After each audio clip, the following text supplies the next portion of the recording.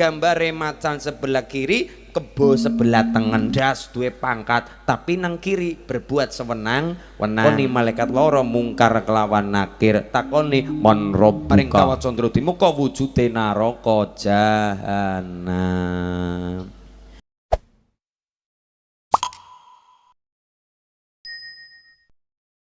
أعوذ بالله من الشيطان بسم الله الرحمن الرحيم.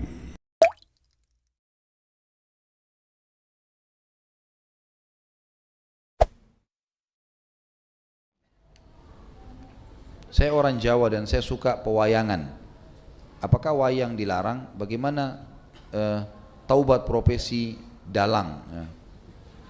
Tentu saja saya sudah pernah bilang teman-teman sekalian, tanpa mengurangi penghormatan terhadap tradisi dan budaya semua suku. Di Indonesia suku Bugis, suku Makassar, suku Jawa, semua ini kita tidak akan berbicara dalam ceramah seperti ini bukan menjatuhkan sama sekali. Tapi kita sudah harus tahu dan sadar kalau kita muslim, dan muslim ini dipandu oleh agama. Makanya saya bilang caranya adalah harusnya Islam dijadikan tradisi dan budaya. Jangan kita balik, jangan budaya diislamkan, susah. Mengislamkan budaya ini repot, karena budaya banyak sekali, gitu kan. Standar yang mana yang harus dipegangi? Berarti nanti akan ada ciri khasnya sendiri. Di Indonesia ada Islamnya sendiri, di Amerika ada sendiri Islamnya. Jadi ini jadi masalah, padahal sebenarnya Allah tidak menginginkan itu. Allah sebagai pencinta menginginkan kita punya standarisasi. Jadi Allah alam yang saya tahu lebih baik yang seperti ini. Kalau memang itu peninggalan nenek moyang kita, mungkin kita bisa kenang dulu, oh ini tradisinya orang dulu seperti ini. Tapi kan bukan berarti harus itu dilakukan sementara dalam Islam dilarang. Kita sudah muslim, harusnya kita tinggalkan. Kalau masalah taubat, ya taubat nasuha kepada Allah sementara dengan 3 syarat yang sudah kita tahu. Meninggalkan dosa itu seketika, menyesal dan janji sama Allah tidak mengulanginya. Dan kalau dia punya, maka lebih baik dimusnahkan ya. Dan berarti kata ini lebih baik dihilangkan ya. Saya merasa mungkin memang perlu kita pertemukan juga hal-hal seperti ini dengan ilmu pengetahuan lah sekarang. Artinya bukan kita mau menghapus 100% masalah kebiasaan dan tradisi, tapi kalau tidak cocok dengan agama, wajar kalau kita tinggalkan. Atau mungkin ada teknologi canggih yang lebih baik. Seperti orang sekarang sudah biasa tampil di panggung, bercerita, gitu kan. Maka dengan wayang-wayang ini sebenarnya sudah bisa tergantikan dengan manusia yang sudah jelas-jelas nyata gitu. Saya yakin juga kalau generasi sekarang ini lebih cenderung untuk meninggalkan itu kan, sudah merasa ini sudah zaman dulu gitu. Ini mungkin bisa kita tangkap secara rasional untuk meninggalkannya dengan cara gitu juga. Jadi memahami poin tadi. Nah, kemudian wayang itu adalah budaya seni. Sebelum adanya Islam sudah ada wayang. Lalu para ulama dari Wali Songo ini ingin bagaimana membawa wayang ini sebagai sarana untuk berdakwah. Tujuannya adalah berdakwah. Seandainya tanpa wayang bisa, ya nggak ada masalah. Cuman karena wayang adalah seni yang satu betul-betul masyarakat yang lagi disenangi dan sampai hari ini pun masih banyak penggemarnya. Kita tidak bicara tentang penggemar hari ini. Pada saat itu bagaimana para wali itu melihat wayang. Termasuk dipelopori oleh Sunan Kalijogo. Wayang ini adalah budaya yang orang bisa berkumpul di situ. Makanya beliau masuk dakwah melalui pewayangan ini. Sehingga wayang itu banyak kisah yang dirubah. Kisah syiriknya adalah dirubah. Termasuk di dalamnya adalah dimasukkan kisah Bagong, Semar, Norogareng, Petro. Itu adalah sebenarnya untuk menghilangkan kesyirikan. Karena di situ kan dalam pewayangan itu kan diambil dari kisah Hindu-Buddha itu tentang Bharatayuddha, tentang Ramayana dan sebagainya itu. Kemudian bagaimana? Kan di situ selalu ada dewa-dewa. Dewa itu kan Tuhan selain Allah. Cuman di situ telah dikemas oleh para ulama-ulama itu adalah zaman itu adalah bagaimana agar kesyirikan di dalam dunia pewayangan sudah tidak ada. Ini dari masalah keyakinan. Sehingga di situ ada tokoh-tokoh namanya tokoh Punakawan. Ini adalah tokoh tambahan yang tidak pernah ada sebelumnya. Tadi tokoh Punakawan ini adalah bangsa manusia tapi punya kebijakan. Jadi dewa kalau ribut tanya kepada manusia. Ini kan aneh kan?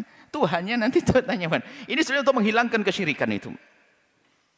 Nah, jadi itu Semar itu orang yang bijak, tapi lihat nanti ada para dewa itu kalau ribut turun ke sini. Ini adalah dari segi keyakinan. Mereka luar biasa para ulama, cerdas mereka di dalam mengislamkan budaya.